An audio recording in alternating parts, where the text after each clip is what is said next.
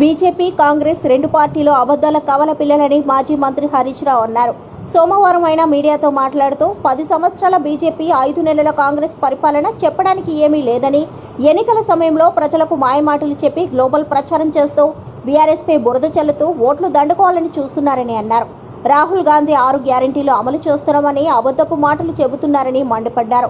తెలంగాణ రాష్ట్రంలో కాంగ్రెస్ పార్టీ 6 గ్యారెంటీలు అమలు చేసిన గ్రామాలలో కాంగ్రెస్ పార్టీ వెళ్లి ఓట్లు అడగాలని, లేకుంటే అదే గ్రామాలలో బీఆర్ఎస్ పార్టీ ఓట్లు అడుగుతుందని, దీనికి కాంగ్రెస్ నాయకులు సిద్ధమని సవాల్ విసిరారు. బీజేపీ అభ్యర్థి రఘునందన్ రావు గ్లోబల్ ప్రచారం చేస్తూ సోషల్ మీడియాలో ఫేక్ వీడియోలు పెడుతూ బీఆర్ఎస్పై దుష్ప్రచారం చేసేందుకు కుట్రలు పన్నుతున్నారని, ఇది గుర్తించి తెలంగాణ ప్రజలు నమ్మొద్దని తెలిపారు.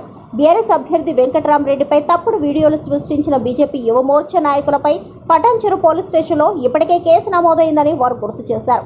మెదక్ జిల్లా ప్రజలు, తెలంగాణ ప్రజలు బీఆర్ఎస్ పార్టీ కారు గుర్తుకు ఓటు వేసి భారీ మెజారిటీతో గెలిపించాలని ఆయన అన్నారు. ఈ కార్యక్రమంలో ఎమ్మెల్యే సునీత లక్ష్మారెడ్డి, అభ్యర్థి వెంకటరామరెడ్డి, మాజీ గ్రంథాలయ chairman Chandragoud, municipal chairman Ashok Goud, vice chairman Nayeemuddin, cooption సభ్యులు మన్సూర్, సింగాయిపల్లి గోపి, జెడ్పీటీసీ బాబ్యా నాయక్, మండల అధ్యక్షులు భోగ చంద్రశేఖర్, సీనియర్ నాయకులు సత్యం గౌడ్, గొర్రె వెంకటరెడ్డి, శివకుమార్, బీఆర్ఎస్ నాయకులు తదితరులు పాల్గొన్నారు. ఈరోజు కాంగ్రెస్, బీజేపీలు ఇద్దరు కూడా అబద్ధాలను, గోబల్స్ను ప్రచారం చేస్తూ ఎన్నికల్లో లబ్ధి పొందాలని చూస్తూ ఉన్నారు.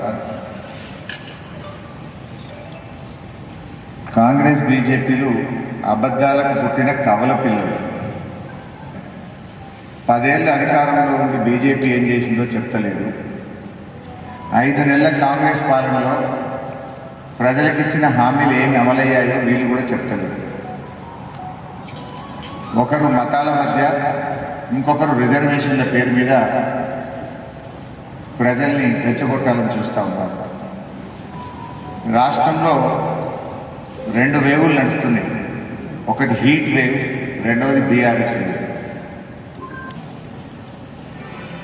నిన్న రాహుల్ గాంధీ గారు మన రాష్ట్రంలో పర్యటన సందర్భంగా 6 గ్యారెంటీలు అమలు చేస్తున్నాము అని రాహుల్ గాంధీ గారు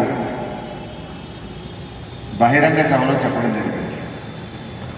నేను ఈ సందర్భంగా కాంగ్రెస్ పార్టీకి సవాల్ విసురుతా ఉన్నా.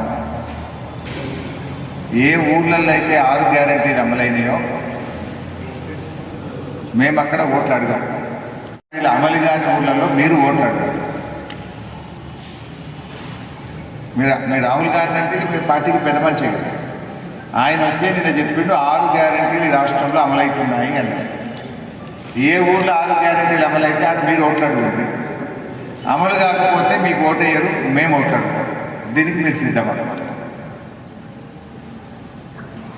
రాహుల్ గాంధీ గారిని ఒక అడుగు ముందుకేసి మహిళల ఖాతాల్లో 2,500 రూపాయలు జమ చేస్తూ ఉన్నాము, సంవత్సరానికి 30,000 రూపాయలు మహిళల అకౌంట్లలో వేస్తాము అన్నారు.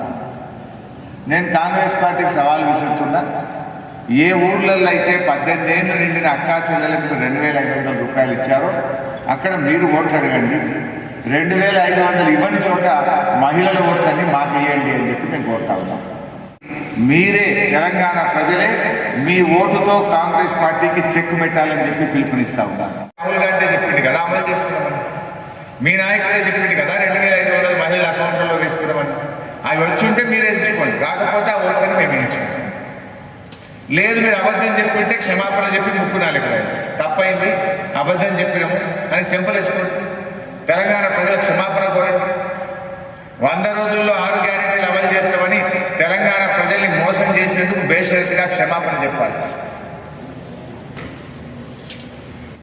ఇలా కేసీఆర్ గారు